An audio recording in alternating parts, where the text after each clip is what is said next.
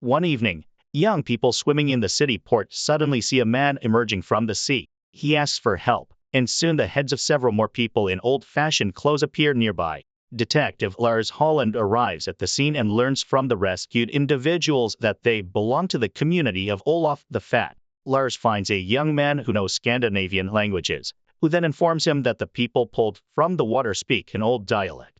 Lars plans to call in psychiatrists, but TV reports from different parts of the world reveal that people from various periods of the past have started appearing out of the water everywhere. Scientists cannot provide any explanations. Several years pass, and Norwegian society has changed significantly due to the continued arrival of people from other eras. Lars has divorced and shares custody of his daughter Ingrid with his ex-wife. Due to constant stress, he has started using temproxate, a substance given to the newcomers for mental stabilization, but he hides this from those around him. One day, Ingrid, who is spending the night at her father's place, asks to be taken to her mother, who remarried a gentleman from the last century after the divorce. In the elevator, the pair encounters a goat kept there by neighbors who are former residents of the Stone Age. They have to take the stairs. After dropping off his daughter, Lars receives a call and goes to the seashore, where the body of a girl from the past has been found. A colleague thinks it's an accident, but Lars can't draw any conclusions yet. That same morning, his department welcomes a new detective, a girl from the past named Alfhilder, who has undergone training at the police academy. Lars examines the drowned woman with Stone Age tattoos and strange marks on her back. Experts determine that she was strangled. Lars assigns Alfhilder as his partner and entrusts her to lead the murder investigation. The pair goes to question port police officers and find one of them, Jeppy, receiving an injection. The guy explains that he helped a newcomer out of the water over the weekend, and the newcomer scratched him, necessitating tetanus shots. After the conversation, the pair heads to the temporary center, where all the newcomers are brought. There are quite a few people, and they all need to be taken care of, explain what happened to them, and given temproxate. The newcomers are shown a photo of the deceased, but no one recognizes her. Only one girl suddenly claims to have seen a monster with burning eyes, half-goofa, coming for the deceased. In the evening, Lars returns home and visits a neighbor from the past, who supplies him with drops. The neighbor is butchering a goat in the kitchen with his son helping him. Having received what he needed, Lars returns home. The next day, Alfhilder reports about the monster at the department meeting, causing the policeman to laugh. However, Lars notices that the description of half-goofa almost entirely matches that of a fishing trawl net. Alfhilder suddenly sees a photo of a man in a nearby cave on social media and goes there. She finds him in the restroom and reminds him of a very unpleasant encounter with him 1007 years ago. The man laughs at her, and Alfhilder attacks him. Lars, who followed her, hears the screams from the restroom. The battered man escapes, not wanting to deal with the police. Lars accuses his partner of overstepping, and she then admits she knows the effects of temproxate well, so if he reports her, she won't stay silent either. Lars backs down and drives her to the trailer where she lives. From this point on, the partners find common ground. That same night, two men use a net to catch a young girl from the past in the bay. The action shifts to 1031 AD. The warrior maiden Alfhilder arrives at a gathering of huts, searching for her commander, Torya the dog, the killer of Olaf the Fat. A seer tells her that a red-haired girl was already looking for him, and Torya himself is in a place where cities shine with thousands of lights. In the present, Lars saves his wild neighbor from bandit attacks and heads to the station. He tells Alfhilder about his trawl net idea and asks her to look for those who purchased such nets. She finds a mention of a security agency called Cro-Magnon. Meanwhile, several wild-looking people are hunting in the suburban forest. A completely naked man catches a hare and heads to a house, revealing that Naveen, a well-adapted modern-day caveman, is married to the mansion's owner. Later, two employees of the Cro-Magnon security agency come to inform him that the police are asking about the incident. He orders them to gather all the captured women from the brothels where they were sold. At the station, Alfhilder learns about a woman detained by the police, who turns out to be her older sister. Despite their strained relationship, she helps her. Lars' neighbors come to thank him for saving their father, revealing that their mother and wife were with them but were lost at sea. That evening, Alfhilder and Urd celebrate their reunion and see a Cro-Magnon van stopping near a brothel. She photographs the workers and tells her colleagues the next morning about her suspicion of the security agency's involvement in human trafficking. Lars reveals that the Cro-Magnon employees are from prehistoric times, but the van is registered to a modern guy named Getty. They start surveillance. The police find their ship and the place where the women are held, then attack the guards, neutralize them, and take the women to the city. Jeppy, meeting them at the pier, expresses his admiration and asks Alfhilder out. She agrees. Lars notices one of the women has a tattoo similar to his neighbor's. Later, he interrogates Getty, but Getty denies everything. That same day, Lars asks his neighbor and son to come to the station and brings them to the found woman, tearfully watching the family reunion. At night, he and Alfhilder review footage from shore cameras and find a video of the deceased woman entering the water 4 hours before her murder. How could she have been there long before the transition? The next day, a delivery man named Tommy gets into a bicycle accident. In a store's restroom, the janitor recognizes him as his former commander, Toria the dog, but Tommy doesn't understand and leaves. Meanwhile, an expert informs Lars and Alfhilder that the drowned woman is not from the past, though she tried to portray it. The detectives go to the center for those displaced from the past, and while they question the director, his employee Ada secretly copies the contents of their laptops. Later, the police decide to detain the nightclub director, who used the services of captive women, but he refuses to talk about Navin's role in their business. After the interrogation, Alfhilder accidentally shoots Lars in the leg while putting her gun in a storage locker. Meanwhile, Erd learns from a familiar Viking about his encounter with Tor the dog. Ingrid and her friend Maddie find Lars's Temprox set, and Maddie secretly steals one vial. That same day, Erd informs Alfhilder about Toria the dog. They find his address and learn that he is married and has a young daughter. The warrior women track him down and go to his home, but he doesn't recognize them, having forgotten his past and the Old Norse language upon transitioning. The next morning, technicians confirm a weapon malfunction, and Alfhilder is cleared to continue her duties. She finds a man fitting the description, named Navin, and the pair goes to his house, but he denies everything despite the evidence. After the police leave, Navin notices Ada spying on his house. She admits she knows the drowned woman and invites him to a meeting. Meanwhile, Erd tries again to remind Toria of who he is, but he drives off. She notices that he is being followed and informs her sister. As they try to find out who is tracking their commander, he is attacked by followers of Olaf the Fat, whom he killed in the past. Under the influence of fear, Toria begins to recall fragments of his battles and fends off the attackers. He then approaches the warrior women and asks them to tell him about Toria the dog. Later, a stylist comes to the police and reports that he did the drowned woman's tattoos and removed all signs of her modern origin. Additionally, a man named Navin was interested in her. During a hunt, a Cro-Magnon man dies, shot by a drone. The next morning, Ingrid and her friends try to simulate a time migration, with Maddie taking Temproxet and jumping into the water while her friends film her. Suddenly, she disappears in a flash of light and soon reappears surrounded by Vikings. Ingrid jumps into the water to help Maddie while the friends call for help. Lars and Alfhilder examine Novin's body and realize he was not killed at that location but had crawled a considerable distance before dying. Lars receives a message about an incident involving Ingrid and goes to the transit camp, where the girls were isolated due to contact with time migrants. Both are found to have Temproxet in their blood. Meanwhile, Alfhilder insists on an immediate search of the forest, but the police are skeptical. As evening falls and it looks like it will rain soon, Maddie visits Ingrid at the center and confesses she is having visions. In the short time she was in the water, her teeth have deteriorated significantly. Denied immediate action by the police, Alfhilder turns to Erd and her friends for help. The ancient hunters head to the forest. Ingrid confesses to her father that they used his Temproxet. Meanwhile, in the forest, the old hunter finds the crime scene. The next morning, Alfhilder reports the search results and receives gratitude from her superiors. But who could have operated the drone? The detectives recall the Neo-Luddites who, after arriving in the future, began a fight against modern technology. Meanwhile, Alfhilder's adversary, Detective Vensch, finds Erd's page and begins to suspect her involvement with the clan of warrior women, which threatens her job since warriors from the past are not allowed in the police or army. Lars and Alfhilder receive a list of those trained to operate drones and find Ada among them. That evening, Maddie comes home and, seeing her cross, starts praying fervently. The next morning, Lars is awakened by a knock on the door. A persistent stranger insists on talking about the god Odin and refuses to leave. Enraged, Lars throws him into the corridor, where his neighbor inquires about the detective's well-being. He assures him that he is fine and heads to work, where they report about Ada to the department. Meanwhile,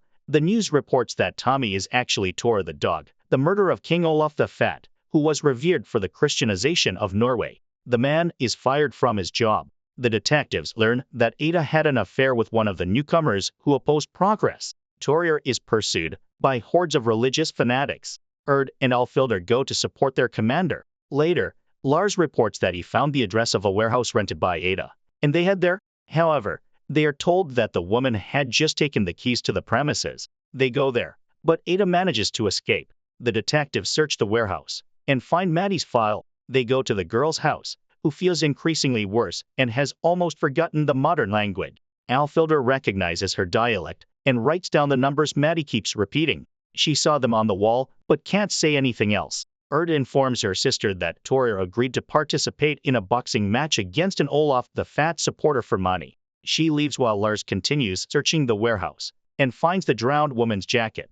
Ada seeks refuge with her former Luddite lover. Meanwhile, the fight between the Olaf supporter and Tor begins. Lars finds a piece of paper with numbers written on it. In the ring, the warrior women realize their commander is fighting at half strength and remind him of a past victory. An almost defeated Torjer remembers it, stands up, and wins. That same day, Lars learns that Temproxate was found in Alfilder's car. He confesses to his superior that the drug belongs to him and steps down from his duties. Alfilder agrees to a date with Jeppy. That evening, Lars returns home to find the mourning man there. The man reminds him that he was the first to be rescued from the past by the detective. He adds a couple of digits to the sequence found by Lars, who immediately understands that these are the coordinates of the time rift, and all the found women are connected to it. Meanwhile, Jeppy pulls a hair from a sleeping Alfilder and takes it with him.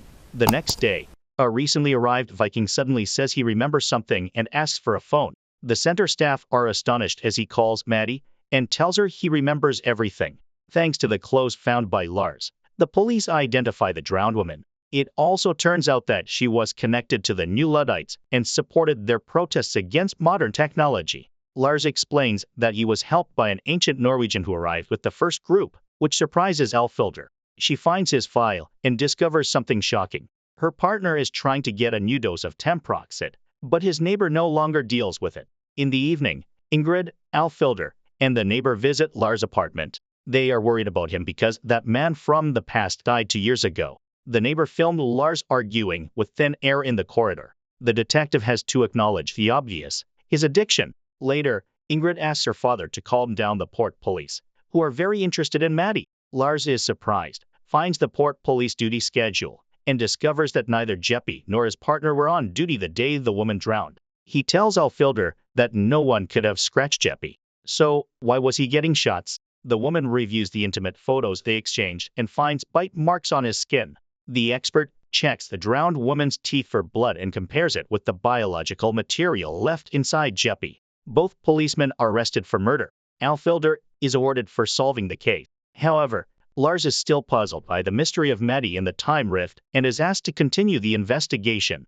Meanwhile, Torjer takes his daughter for a boat ride and, holding a life jacket, remembers something. Later, he gathers all his relatives and friends at the table to celebrate his relocation day. He has no idea that a devout Olaf supporter plans to kill him. Erd notices the armed man, throws herself in front of Torjer, and takes a fatal bullet. Torjer and his supporter bury the woman according to ancient customs. That night, Lars is kidnapped by Ada's friends. Ada explains that the government is conducting illegal tests on those who pass through the time rifts. The drowned woman wanted to test everything herself. They had no idea that port officers were colluding with pimps. Ada gives the detective a hard drive with material on all these cases. Torjer tells Alfilder about his memory. He and his Vikings found a girl in a modern life jacket in the open sea, and it was Alfilder. Lars' unreal friend visits him again, hinting that time doesn't flow in just one direction, as the government claims. Meanwhile, Maddie goes to an abandoned temple, where she digs up a sword and a cross from a place she remembers. Soon, Olaf the Fat himself arrives, calls her sweet, and places her on a horse, promising to show her the salvation of pagan souls. Whitechapel, 1888. Ben Joseph is informed of another crime by Jack the Ripper, and goes out on the hunt. Meanwhile, 3 women of easy virtue discuss their journey, which they must undertake if they do not want to share the fate of the other deceased. Ben Joseph manages to see them leaving the tavern. Present day. Lars listens to the news on TV, which reports about a blogger who claims to be Olaf the Fat, the King of Norway, who Christianized the country. His statements have divided Norway into his supporters and opponents, but the authorities do nothing. Alfilder receives a call to the subway tunnel, where the body of a woman is found. She and Venka inspect the mutilated body and later report that the woman came from the 19th century. She has no documents, and it is impossible to identify her for now. Meanwhile, Lars, who has undergone treatment for addiction, is appointed as a consultant on this case. On the same day, detectives receive an expert's report that the killer is skilled with a knife. All wounds are very precise, but the main thing is that the female genitals are mutilated masterfully. In the meantime, Olaf the Fat seeks recognition as the King of Norway, but an official informs him that his request has been denied. Maddie suggests telling the world about their acquaintance, but Olaf is sure it will not help. He suffers deeply from not being able to regain power. Alfilder has other problems. She suddenly notices that she walks at night. Torrir sends her to a sorceress from their time, the Volva. After examining her, the Volva tells her that she sees a girl in the sea wearing a bright vest. Alfilder believes that Torrir shared his memories with the witch and, angered, leaves. The man denies this. Meanwhile, Lars finds information about an identical murder that took place in England. The police chief contacts the British police about a possible connection between the crimes. Olaf, seeing an ancient warrior's skull in a museum, realizes how to obtain evidence of his royal lineage, as he knows where his son, King Magnus, is buried. After the appeal, 2 Scotland Yard officers arrive in Oslo, one of whom turns out to be Ben Joseph from the past. He explains that a year ago, a man, threatening with a knife, escaped and remained unregistered. Later, a woman was found killed in a way familiar to Joseph, so he thinks that the Ripper, having traveled to the present, committed the murders. Joseph gives Lars a book describing all the known murders committed by the Ripper. The detective returns home and starts reading but suddenly sees a light going out in the bay, which always happens during an event. Then a strange creature appears before him, stating that it is Odin. At this time, Ben Joseph asks the police officer to print some documents for him. Then he and his partner burn their police ids. That night, Olaf receives the skull of his son, Magnus, which was stolen from Nidaros Cathedral. In the morning, a journalist from a central publication receives a letter containing a severed body part, causing her to faint. Lars compares the handwriting in the letter with the Ripper's messages and finds a clear similarity. Realizing that his psyche cannot cope, the detective again acquires Ben's substances. Upon arriving home, he meets Odin, who draws Lars' attention to the fact that the book given by Joseph was taken from a psychiatric hospital's library. In the morning, he asks his boss to call Scotland Yard, and they find out that no one from England was sent to Oslo. The police contact the real clerk from the homicide department and her partner, Blake, who show photos of the suspects who arrived in Oslo under their names. That day, Olaf and his people send a package with Magnus' skull to Tor the dog's house and direct the police there. Meanwhile, police forensics identifies the body part as a dolphin's clitoris. Ben Joseph and his partner go to meet the leader of a Neo-Luddite cult. That same day, the police find a bag with Magnus' skull at Tor the dog's house and arrest him. He recalls that on the night of the cathedral robbery, he was at a party at the Volvis, but remembers nothing. Alfilder mocks his confidence that he ate candies at the witch's place. In the evening, Ingrid informs her parents about her pregnancy from a random guy. Alfilder goes to the Volva, who admits she was in the Viking village when they brought a girl found in the sea wearing a vest. Lars finds information about Ben Joseph. The next day, he tells his colleagues that Joseph was treated for paranoid schizophrenia but is indeed from the past, where he searched for Jack the Ripper, although he was likely the criminal himself. Lars asks police officer Alex to find out what exactly Ben Joseph printed at their reception. He finds copies of documents about 3 women from 19th century England who arrived in the present and sends a report to Blake, informing him that Ben Joseph now also knows the girls' names, and deletes the files. That night, the Volva meets Olaf the Fat and informs him that her prophecy about a creature traveling through time was likely wrong and pertains not to Maddie, but to Alfilder. Meanwhile, Alfilder and Lars arrive in London. Agents Clark and Blake admit that Joseph was indeed in Oslo during the murder, and his nervous breakdown occurred after learning about the Holocaust and the death of all his descendants in a gas chamber. They know that Joseph and his partner are hiding with the Neo-Luddites, who use pigeon posts for communication. To find their whereabouts, they need to locate the pigeon loft. That evening, Ingrid informs her boyfriend about the pregnancy, and he harshly forbids her from getting rid of the child. Meanwhile, Olaf and his lawyer demand a DNA comparison with the remains of Magnus.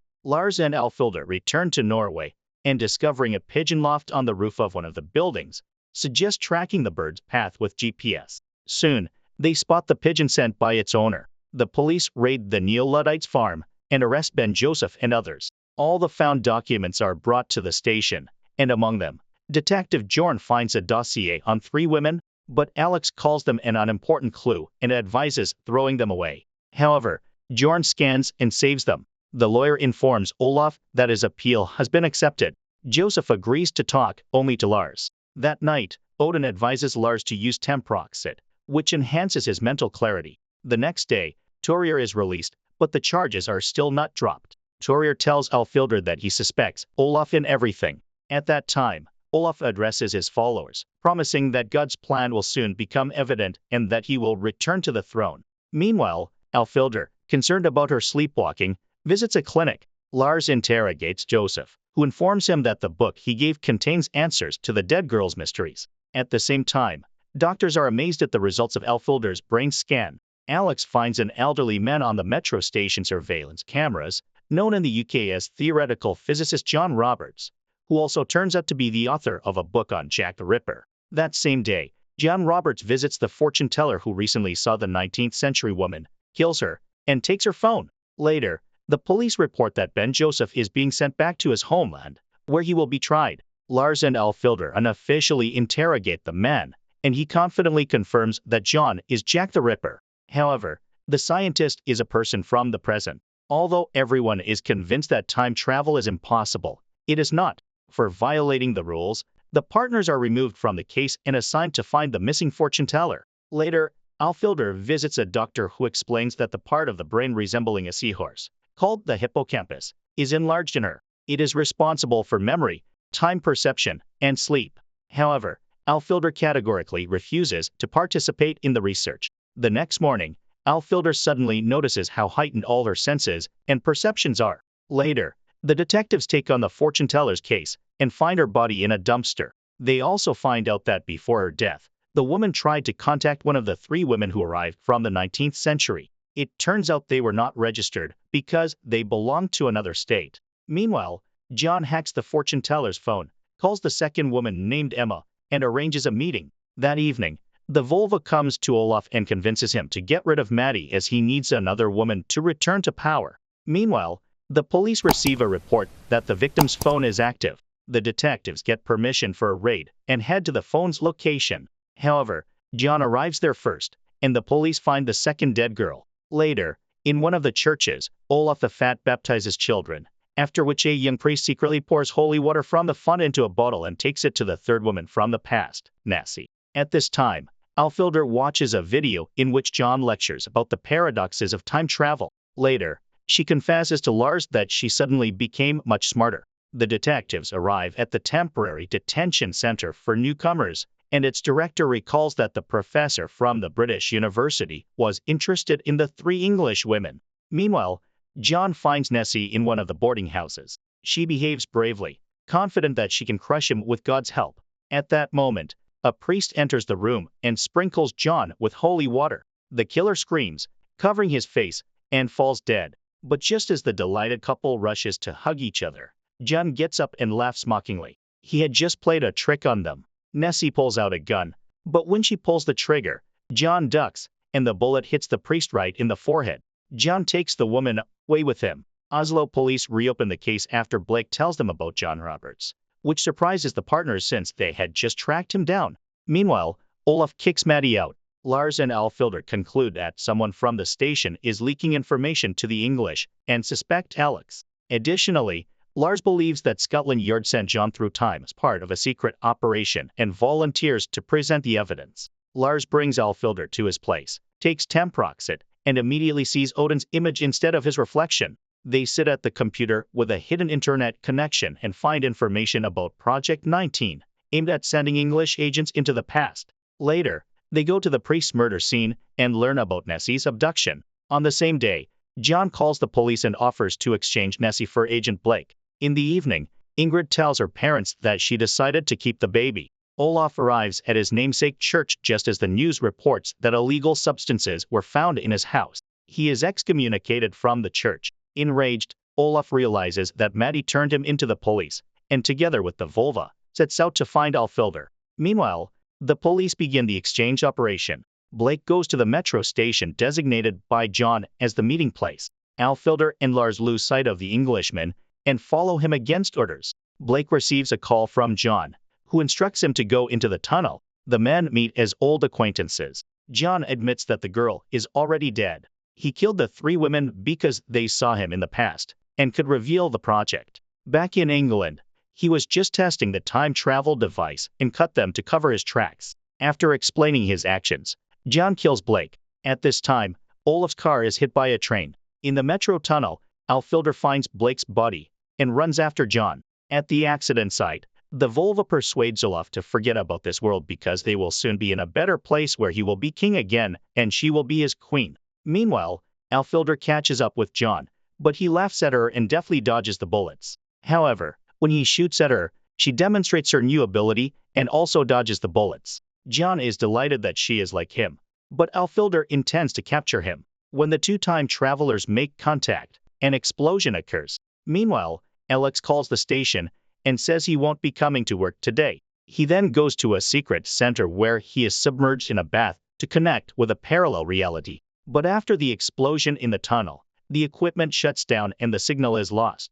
Alfilder wakes up in her bed, not understanding how she got there. She goes to work, but upon entering the office, she finds her colleagues singing church hymns. Her boss does not recognize her and sends her to the cleaning crew, where Alex is also present and secretly arranges a meeting. Meanwhile, the center's workers note that Alex has been in the alternative reality much longer than allowed. At this time, Alex meets Alfilder and tells her that her encounter with John caused a time rift and created a new reality. Then the man feels ill and collapses. The contact is lost. It turns out that in this reality, Olaf is the absolute monarch. Alfilder finds Toria the dog's supporters and learns that he was beheaded and the vulva became the queen. She goes to the palace and demands an audience with the queen who, recognizing the woman, orders her imprisonment. The prisoners tell Alfilder that Lars is a local shaman who long ago predicted that she would free them from the evil king. The women trick the guard, and Alfilder manages to escape. She finds Lars, who says that the killer is the key to everything. The woman returns to the police station, opens Venka's computer, and finds information about the murders and John's last known whereabouts. She goes to the seashore, where he is fishing. John greets her as if he has been expecting her for a long time. He offers to go to the distant past when the first fish came ashore to prevent the emergence of humanity. The warrior draws a knife, but suddenly falls as if an invisible hand is choking her. Before her eyes flash visions of her rescue from the sea in childhood, and she hears the shaman Lars' words that the unborn cannot die. The vulva cries upon learning of Alfilder's escape. She, however, manages to stab John, thus closing the time rift. Everything returns to its place. Lars finds Alfilder's body in the tunnel, and later she wakes up in the hospital. Her partner tells her that, according to the official version, John died in the metro and there is no mention of Project 19 in the reports. Alex suffered a stroke. Olaf was severely injured, and the vulva died. Alfilder tells Lars about how she was found in the past in a modern vest. Later, Ingrid goes for an ultrasound. Alfilder examines the evidence from Olaf's car crash and finds the stolen crucifix pendant, remembering that little vulva took it. Meanwhile, Alex is informed that, according to the test results, Alfilder is 25% related to Lars. She experiences a memory of how Ingrid, at 4 years old, gave her the cross. Despite the fantastic setting, the current situation in Europe is clearly traced. The reaction to the migration crisis and the assimilation of newcomers, who often live by concepts and principles rather than laws, still carefully demonstrates that a common language can be found with the Cro-Magnon man if, of course, he agrees to a course. He agrees to a course. He agrees to a course. He agrees